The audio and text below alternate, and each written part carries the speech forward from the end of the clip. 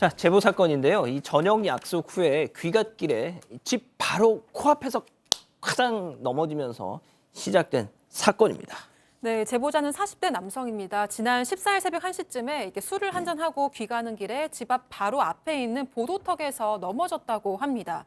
만취 상태는 아니었지만 주차봉에 발이 걸리면서 중심을 잃었다고 하고요. 그런데 이제 아스팔트 바닥에 머리부터 이마부터 땅에 넘어지면서 이마가 찢어졌다고 합니다. 또 손에 뭘 들고 있어서 배도 아스팔트에 찢기듯이 쓸렸다고 하고요. 저기군요. 네, 맞습니다. 그런데 이제 출혈이 꽤 심각한 상태였습니다. 그래서 바로 아내와 함께 택시를 부르고 집 근처에 있는 응급실을 갔는데요. 하지만 이곳에서는 당장 봉합술을 할 수 없는 상황이었습니다. 그래서 결국 구급차를 타고 봉합술을 할 수 있는 강남의 한 병원으로 갔는데요. 곧장 응급실로 들어갔고 소독하고 마취 주사를 맞은 뒤에 배에는 7바늘, 이마는 서너 바늘을 꿰매는 봉합술을 받았습니다. 별도의 엑스레이 촬영은 없었다고 합니다. 다행히 봉합술은 성공적으로 마무리가 됐고요. 진행한 의사가 추후 상처 치료는 가까운 병원에서 받으시면 된다 이렇게 안내를 했었다고 합니다.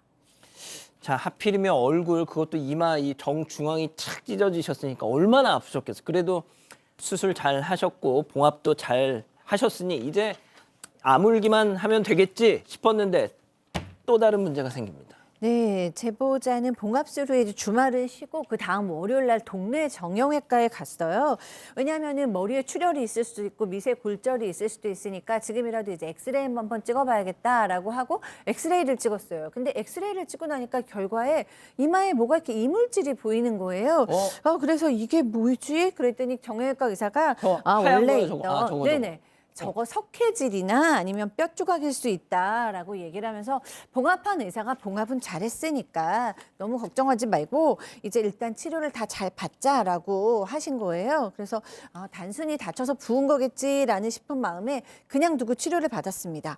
그런데 상처가 다 아물어 가는데도 이 이물질이 여전히 만져지고 심지어 이제 맨눈으로 봤을 때도 불뚝 튀어나온 거예요. 예. 너무 이상하다라고 해서 다시 정형외과에 가서 이번에는 초음파 검사까지 했습니다. 그런데 검사 결과를 본 정형외과 의사가 너무 이상하다라고 생각하시면서 말하시면서 이번엔 조직 검사를 해야겠다. 그러니까 입원해야겠다라고 얘기하셔서 그 정형외과에 입원했다고 합니다. 그 엑스레이 사진 그 측면 사진 좀 잠깐 보여주실래요? 그러니까 이제 이걸 정면에서 볼 때는 그냥 뭐죠? 어떤 뭐 뼈 조각이니 뭐니 그러려니 뭐 하겠는데 자 이거 약간 떠 있잖아요 이게. 그래서 이거 뭐지 싶었는데 자 아무튼 정형외과에 입원을 하셨습니다. 걱정을 하나를 안고 또다시 수술대에 올라야 했다는데요. 자, 그리고 잘 봉합된 줄 알았던 이마에서 상상도 못한 이것이 나왔는데요. 체크포인트 짚어보죠. 커도 너무 컸다. 제보자 목소리 직접 들어보시죠. 설마 돌멩이를 넣고 꿰맸겠냐? 이거 그냥 단순히 원래부터 있던 석회질 같다. 일단 치료를 계속 받아보셔라. 이렇게 이야기를 하셨어요. 상상도 못했죠. 그렇게 큰 돈이 들어가 한약이라도 진짜 그렇게 큰 돈이 아니고 정말로 그냥 뭐 쌀알보다 작은 돌멩이였다. 이런 식이면은 그래 못 볼 수도 있겠다. 그리고 사실은 저도 발견도 못했을 것 같아요. 근데 해도 너무 크지 않습니까? 이거를 발견을 못했다라는 게 와, 진짜 이 100원짜리하고 비교해서 보니까 엄청 거의 뭐 이런 표현 좀 그렇지만 짱돌이에요, 짱돌. 짱돌이고 새까만 돌멩이입니다. 크기가 1cm 정도 된다고 합니다. 무슨 사리도 아니고. 부위에 따라 사리가 이마에서 튀어나올 수도 없는 상황이긴 한데 아니 딱 해보니까 이 시커먼 돌멩이가 나온 게 되게 놀랍고 길이도 길이지만 의사가 이런 게 합니다. 원래 같은 일이 나오면 혹시나 뭐 암이나 종양이 될 가능성도 있기 때문에 조직 검사 해야 되잖아요. 그럼요. 누가 봐도 돌멩이입니다. 누가 봐도 돌멩이기 때문에 조직 검사도 필요 없다. 돌입니다라고 얘기를 했다라고 해요. 그때 이제 사실 넘어지면서 돌이 박혔는데 세상에. 정말 작은 쌀알만한 돌멩이라 그러면 그나마 이해를 합니다. 뭐 모래 같거나 이러면. 근데 이제 이게 지금 돌멩이가 저마의 돌멩이인데 저 봉합하면서 닦기도 하고 소독도 하고 뭐 별의별 거 다 하잖아요. 그거 하는데 저 돌멩이를 못 발견했다. 이게 좀 아니 근데 이 제보자 입장에서는 커도 너무 크지 않느냐. 이마에 이게 그래서 너무 황당하다고 하고요. 결국 제보자가 봉합술을 받고 나서 한 달 뒤에 같은 부위에 또다시 이물질 제거 수술도 한 차례 더 받았다고 합니다. 야, 저게 육안으로 구분이 안 될 크기가 아니잖아요. 예? 자, 이대로 가만히 계실 수는 없었겠죠. 제보자는 이마에 돌을 그대로 둔 채 이 덮어버렸던 그 병원에도 이 사실을 알렸습니다. 그 통화 내용 들어보시죠. 저희 병원에 오셔가지고 제거 수술해드리겠다 뭐 이런 식으로 나와야 되는 거 아닌가요? 이미 그쪽에서 다 하신다고 하셔서 그렇게 말씀하신 거죠. 하려고 한다라고 말씀했죠. 무조건 한다는 아니었잖아요. 오늘 병원비는 안 들어도 되는 병원비잖아요. 제대로 치료가 됐다라면. 그렇지 않습니까? 그거는 아니죠. 처음에 봉합수술할 때 머리 쪽에 돌이 있는 걸 확인도 안 하고 그냥 꿰맨 거잖아요. 따로 촬영 같은 거가 필요하지 않은 걸로 그러니까 의료진께서 그렇게 판단을 해서 엑스레이를 촬영을 안 한 거니까 육안으로 확인해서 바로 발견하기는 어려운 점 때문에 안 된 거고. 저게 육안으로 확인이 안 돼요?